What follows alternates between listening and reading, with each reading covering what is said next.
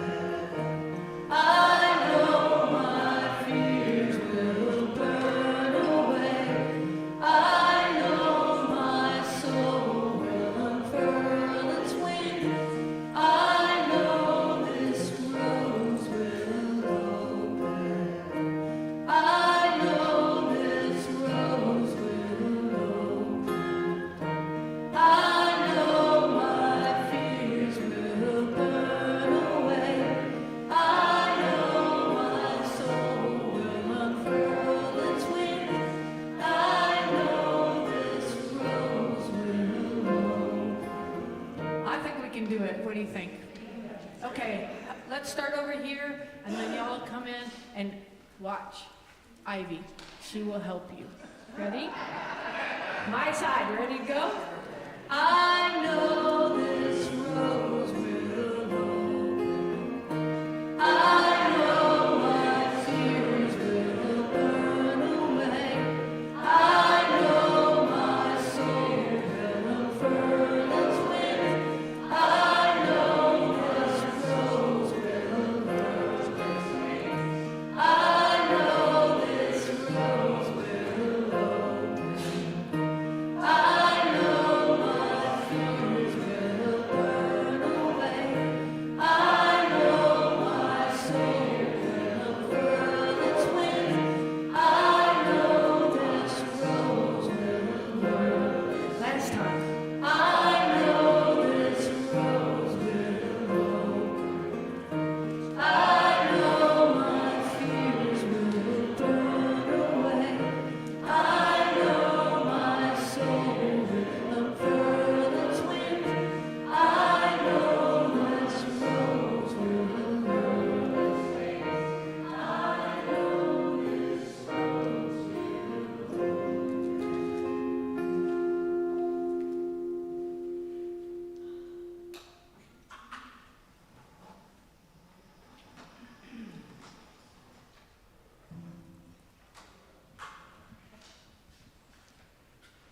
Welcome to the Unitarian Universalist Church of the Brazos Valley, UUCBV, or Brazos UU for short. My name is Reverend Meg Barnhouse. My pronouns are she, her. We are a welcoming congregation, which means we celebrate and welcome all people across diversities of race, gender, sexual identities, age, ability, immigration status, and belief. We are also a congregation working for reproductive justice. So, whoever you are, wherever you've come from, wherever you are on life's journey, you're welcome here. Our call to worship this morning comes from Rebecca Solnit and her fabulous book, Hope in the Dark. It's important to say what hope is not. It is not the belief that everything was, is, or will be fine. The evidence is all around of the tremendous suffering and tremendous destruction. The hope I'm interested in is about broad perspectives with specific possibilities, one that invite or demand that we act. It's also not a sunny everything is getting better narrative, though it may be a counter to the everything is getting worse narrative. You can call it an account of complexities and uncertainties with openings. Critical thinking without hope is cynicism, but hope without critical thinking is naivete. The Bulgarian writer Maria Popova recently remarked, and Patrice Cullors, one of the founders of Black Lives Matter, early on described the movement's mission as to provide hope and inspiration for collective action to build collective power, to achieve collective transformation, rooted in grief and rage, but pointed toward vision and dreams. It's a statement that acknowledges that grief and hope can coexist.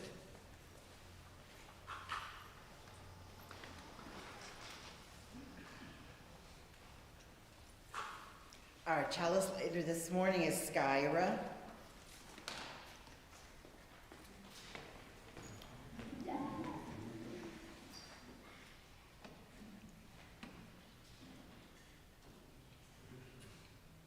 Please say the chalice lighting words together with me.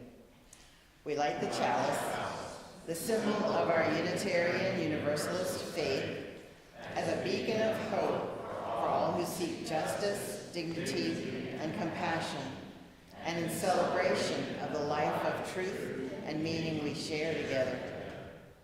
And now our affirmation statement. Now, love is the spirit of this church, and service is its gift. This is our great covenant, to dwell together in peace, to seek the truth in love, and to help one another.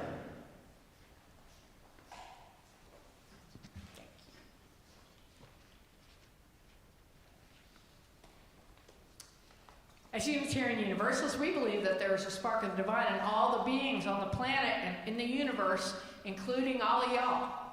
And this is your great opportunity to say howdy to the names of the people you have not met before, even the ones who are younger than you, and even the ones who are older than you, and I will let you know when it's over. Say hi.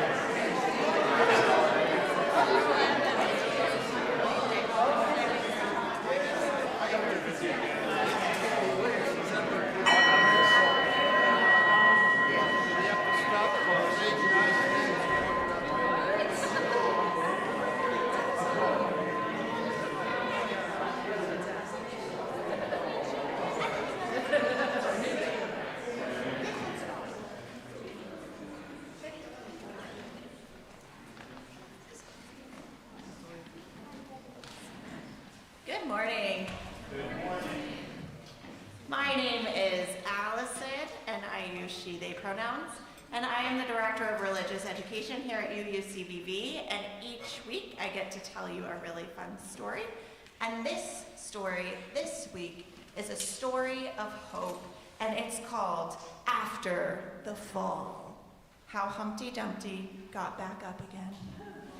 It's very cute. My name is Humpty Dumpty. This was my favorite spot, high up on the wall. I know, it's an odd place to be, for an egg to be, but I loved being close to the birds. Then, one day, I fell. I'm sort of famous for that part. Folks called it the Great Fall, which sounds a little grand. It was just an accident, but it changed my life. Fortunately, all the king's men managed to put me back together again. Well, most of me. There were some parts that couldn't be healed with bandages and glue. After that day, I became afraid of heights. I was so scared that it kept me from enjoying some of my favorite things. I walked past the wall every day, and I would think about climbing that ladder again. I really missed the birds and being high above the city, but I could never do it because I knew that accidents can happen. I eventually settled for watching the birds from the ground. It wasn't the same, but it was better than nothing. Then one day, an idea flew by. Making planes was harder than I thought. It was easy to get cuts and scratches, but day after day, I kept trying and trying. I think the bottom picture on the right's how I look when I make a paper plane. But finally, I got it just right. That's pretty impressive, come on, you have to admit. It's a good one. My plane was perfect, and it flew like nothing could stop it. I hadn't felt that happy in a long time. It wasn't the same as being up in the sky with the birds, but it was close enough. Unfortunately, accidents happen. They always do.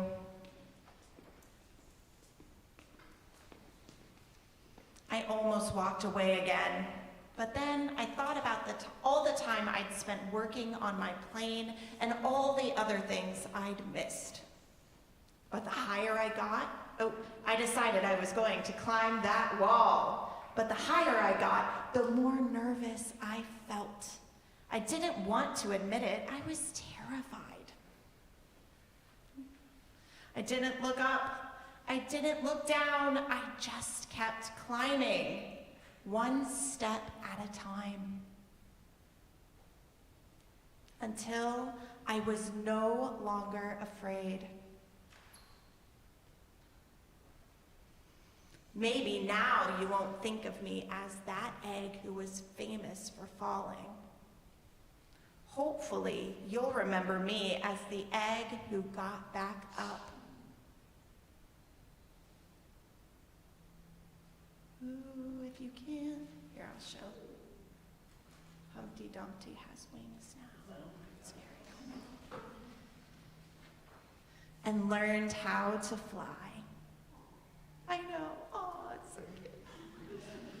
So that is after the fall, how Humpty Dumpty got back up again and learned to fly.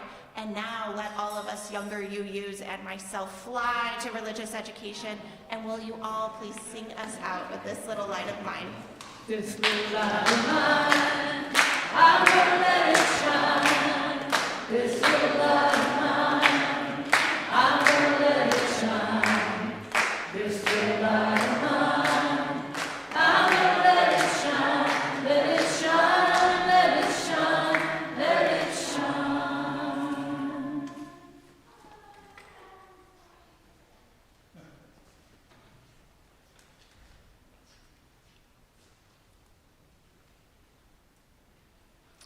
So now is the time in our service when we meditate and light candles for our joys and concerns so that we can share them in our community. I want to draw your attention to the beautiful flowers that Maggie brought. And Ivy is organizing flowers for Sunday morning. So if you would like to be part of that, please speak to Ivy after the service. And you can light candles right over there.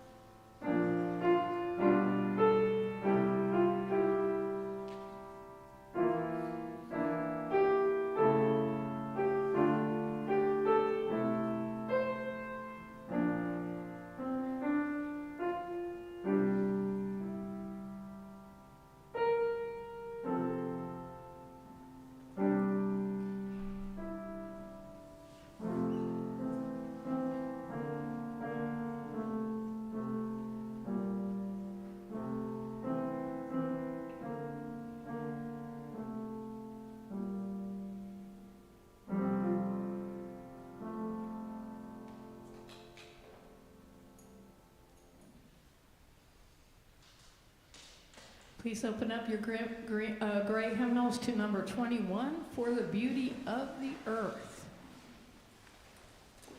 Maybe the weather will make up its mind.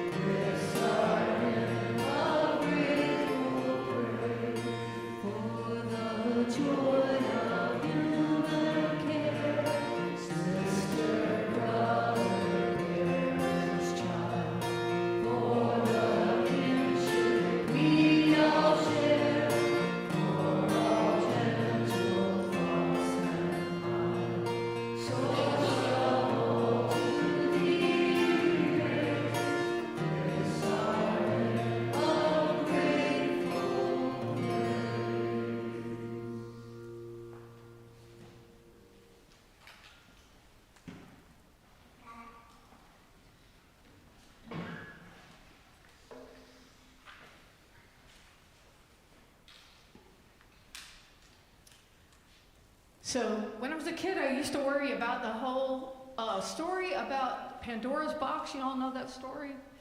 Okay, so like all these terrible things come out of the box, right?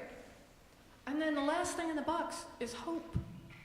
So what's up with that? Is hope bad or is it good? Or I'm confused. Desmond Tutu said, hope is being able to see that there is light despite all the darkness.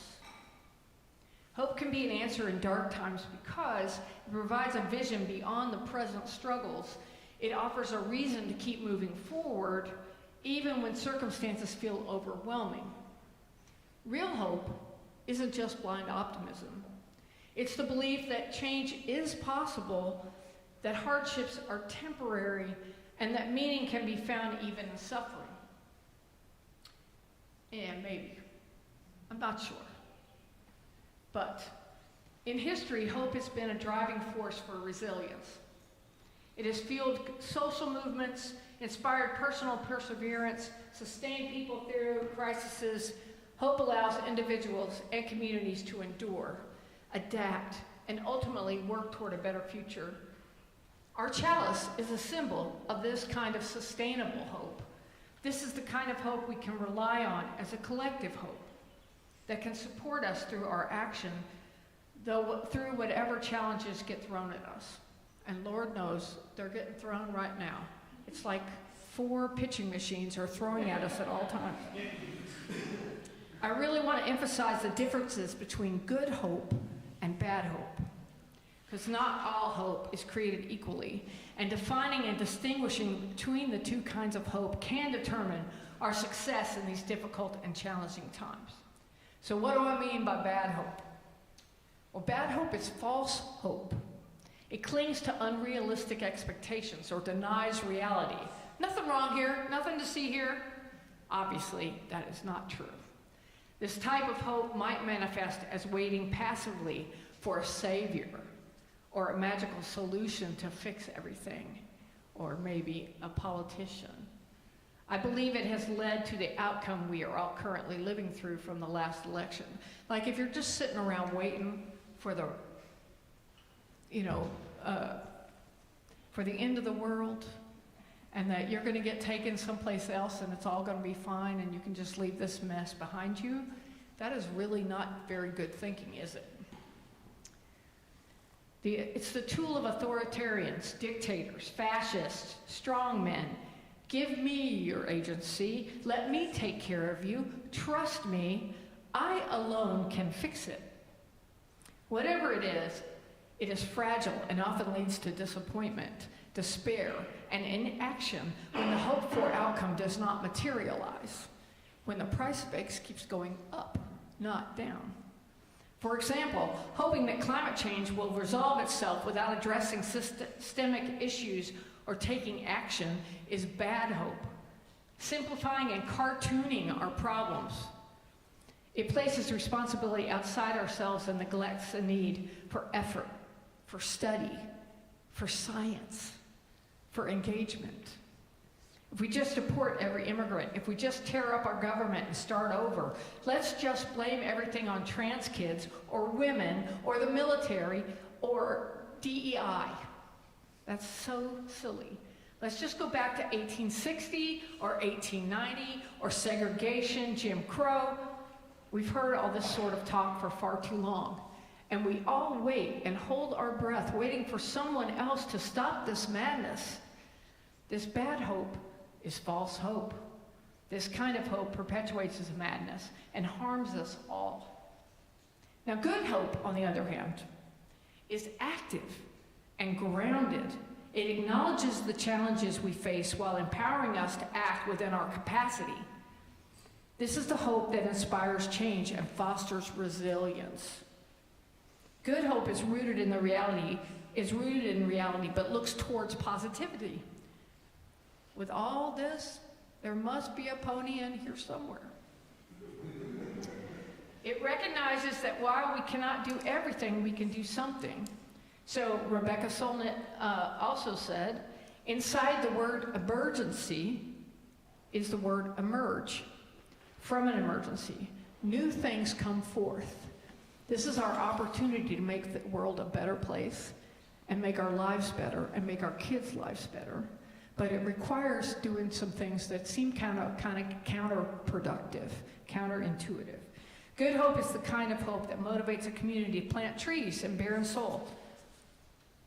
Y'all understand my Kentucky accent when I say soil? S-O-I-L.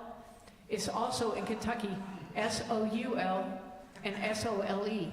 They're all sound the same. Soul, soul, soul. Build our resistance, setting good examples for our children. So here are some practical things we can do. Engage in regular rituals, like coming to church, or lighting a candle, or journaling, or saying a prayer to renew your connection to sustainable hope. That's the one that's good hope, the sustainable hope, like the chalice. Act locally. Make things happen. Fix things. Repair cafes. Swap meets. Work in the garden. Feed people. Make empanadas. Listen. Just listen. Listen to people talk to you and what they tell you about. And be there present and not in a hurry, not looking at your watch. Right? Take time for people. Take time for community. All right. Build resilience by balancing activism and rest. Having fun, dancing. If I can't dance, I don't want to be in your revolution. Right? Emma Goldman said that. Focus on sustainability in purchases. Those of you who are participating in the boycott this week, good for you. It's an extra step, right? One extra step, that's all. Pick little things to do, have small wins in your energy and time. Read. Learn about other cultures and faiths, especially indigenous, because we want to learn from the cultures that were able to have balance in their culture, and they didn't have some story, mythology, that the world was going to end. or that it was going to go like this and fall off a cliff. We want to study the societies and communities that have this in their whole makeup. Meditate. Things that bring you joy and bring you peace. Keep your approach intersectional, knowing that most issues of race, class, gender, environmental justice, they all intersect. Let's look for inclusive solutions that don't sacrifice anyone. No one is expendable here. No one. Or the planet. There is a middle way. There is a web way that where we can be involved in the whole process and work together and come up with new solutions. We are very smart and creative people.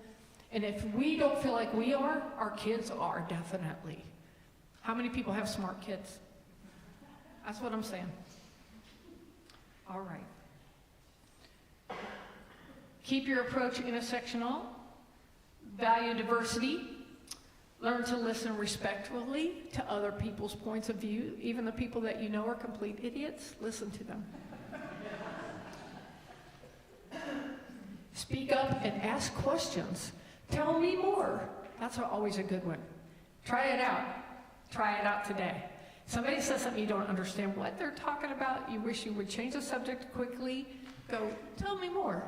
And just see if you can find something in what they said that you can stay in the room with them. Be stubbornly committed to better solutions. Be a little stubborn. Stubborn is a good trait. Set clear and achievable goals. Be inspired. Don't just doom scroll. There's plenty of books to read and stories to hear about people who got through things much worse than what we're dealing with. Lean on community. Community provides emotional support and belonging. Let us create a safe place for us to thrive. That is our main goal here, is to make a safe place for all the people who come in the door. Now, we're not going to always be successful at it, but we're going to fail better. You know that story, the Japanese story, fall down 7, stand up 8. Okay, we're going to keep standing up, and we're going to keep going, I'm sorry, we're going to do better next time. Thank you for your input. Let's do better. Okay. Let's make art, sing songs, make beauty, delight in these things, thrive. Joy is resistance. Share resources. Build trust, foster unity. It's real easy to go into critic mode and be the critic all the time. It takes real guts to be the optimistic one and come up with new ideas and be a dreamer. Be a dreamer. Now, Bridget, one of the most beloved figures in Irish mythology, is the goddess of fertility, healing, poetry, and smithcraft. Later in Christian tradition, she became Saint Bridget of Kildare. But her legacy stretches back to pre-Christian Ireland, where she was worshipped as a bringer of light, warmth, and renewal. Bridget's most famous symbol is her eternal flame, which is said to burn at her shrine in Kildare, tended by 19 priestesses known as the Daughters of the Flame. Now, each priestess took turns guarding the fire for 19 days, and on the 20th day, Bridget herself was believed to tend it. This flame was never allowed to go out, as it represented the enduring light of hope, wisdom, and inspiration. It was a symbol of resilience, especially during the dark, cold months of winter when people needed hope the most. Think of Bridget's eternal flame as our hope, as our sustainable hope. Even after Christianity spread through Ireland, Bridget's flame continued to burn, with nuns at Kildare's monastery keeping it alight to honor St. Bridget. The fire was extinguished during the 16th century under English colonial rule because they're trying to break the Irish heart. But you know what? It was relit in 1993 by the modern Brigidine sisters. So if it goes out for any reason, we're going to relight it. Be stubborn about that. The Cherokees have a flame that they carried across on the Trail of Tears to the west, and it wasn't in the east for 200 years, and then finally they sent a delegation back to relight the fire in Tennessee. So it's possible to relight the flame even if it goes out. So we're symbolizing a revival of her ancient traditions. Bridget's flame is the fire of human spirit. It may flicker, but it never dies. It represents the ability to keep moving forward even when times are tough. And Lord knows, times are tough. Let us go forth with good hope and build a world we want to live in. Let us build hope that lasts and sustains us into the future. Let us relight the eternal flame over and over and over, and never let that flame of good hope die. As they said in the Bhagavad Gita, do not despair. Even in the darkest time, the light of truth and righteousness will always prevail.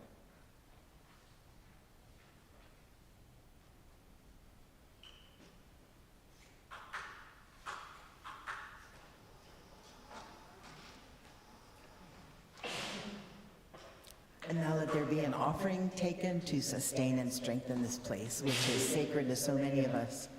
A place of memory and of hope, for we are now the keepers of the dream. The 4 groups that y'all voted to support with this year's donations are Brazos Valley Blessings, Brazos Interfaith Immigration Network, the Trans Joy Project, and Tiny Hope Village. We vote on this every May at our congregational meeting.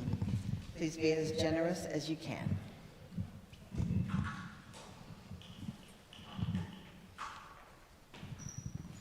So a few weeks ago, I was homesick with the flu, and I admit I was doom scrolling.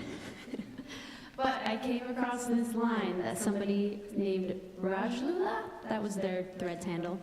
They said, "I'm never going to change an executive order, but I can be here now and make a difference in the lives of people around me. I can help hold the sky up." And I thought that sounded like a good start for a song, so I started working on one. I also found the quote from 1984, "They fear love because it creates a world they cannot control." Now the song is a work in progress, so it has some rough edges. Bear with me. And you might hear little bits of patriotic melodies used in sometimes ironic, but usually earnest ways, because I was thinking about what America could be, what America should be. Many of those melodies are in the public domain, but the rest belong to their respective creators. And the working title so far is Hold Up the Sky. Let me know if you have any other ideas. I'd love to hear them.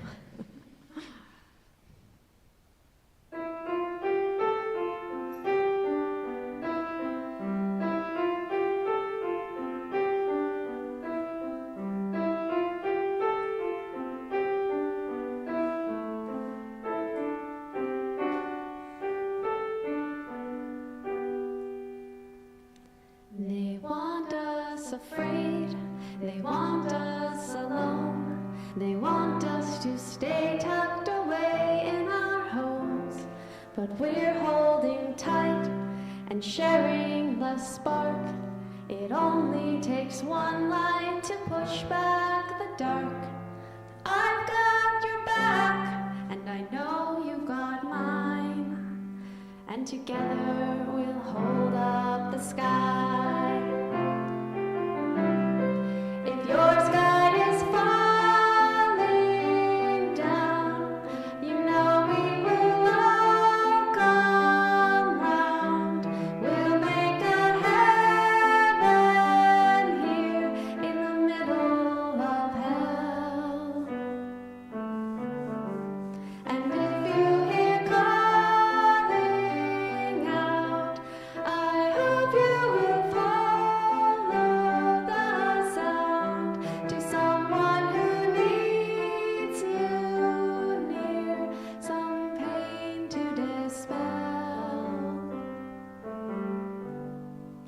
There's nothing they fear as much as our joy, so let cheer and laughter and love be our ploy.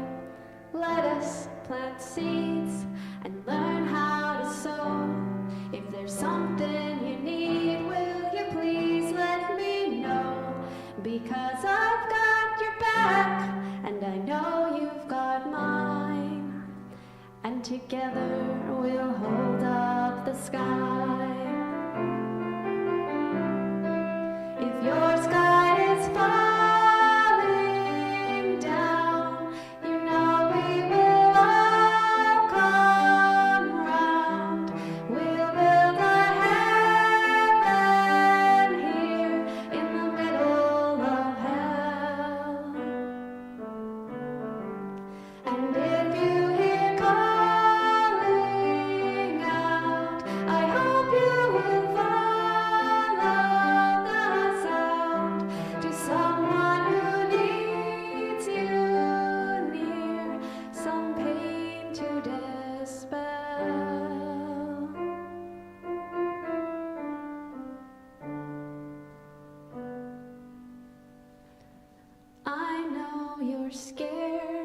just trying to get by. Gods know we have plenty of reasons to cry, but also to laugh, to see eye to eye. Come on, this is not how democracy dies.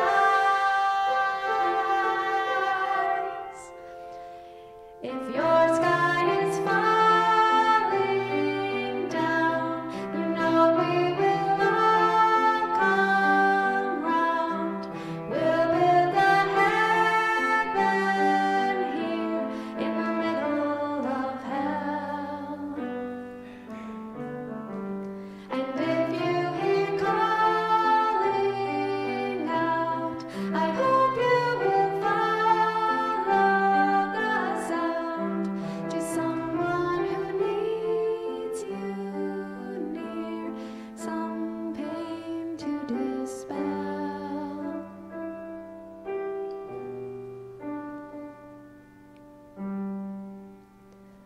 I've got your back, and I know you've got mine. And together we'll hold up the sky. I've got your back, and I know you've got mine. And together we'll hold up the sky.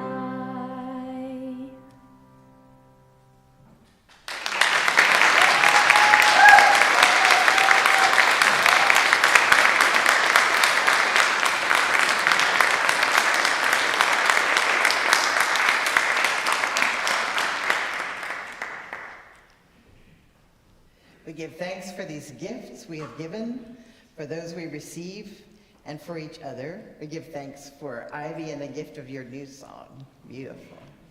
May your generosity return to you tenfold. Our announcements are almost tenfold. There's 7. The official church Discord is live. It's an alternative to using Meta platforms. Join today for information and announcements. Ask Evan or Dia, Evan is the wizard behind the curtain there, for help joining and or navigating Discord. I asked Chris this morning with the red beard, and he told me how to do it, so he knows too. The QR code to sign up is on the UUCBV bulletin board in the fellowship room, otherwise known as the Fred. Love and Joy rehearsals are now every Monday and Thursday, 6 to 7. The next rehearsal is Monday at 6. The latest music is up at www.kiyaheartwood.com. Just click on the Love and Joy page. Number 3, the big event, March 22nd, is 10 to 2. The big event is coming out to help weed, move mulch, spread compost, and plant our gardens. Volunteers are needed to help direct work and to help with the volunteers. Contact the Garden Gurus for more information. One of them has green hair this morning, so you go up to her. There you are, Liz. Also needed wheelbarrows, gloves, shovels, rakes, etc. A silent meditation group is here on Thursdays after choir at 7. Please see Carolyn. Lift your hand, Carolyn. There she is, or Liz, for more information. The new Sunday worship team's training is today. Questions? See Allison or Reverend Kiya. Our second Sunday book club is meeting today to talk about Grading Sweetgrass by Robin Wall Kimmerer. That'll be after the training. Our next new member class will be March 30th after the service in the chapel, which is that room in there. Lunch and childcare are provided. Now, please join me in extinguishing the chalice. We extinguish this flame, but not the light of truth, the warmth of community, or the fire of commitment. These we carry in our hearts until we gather together again.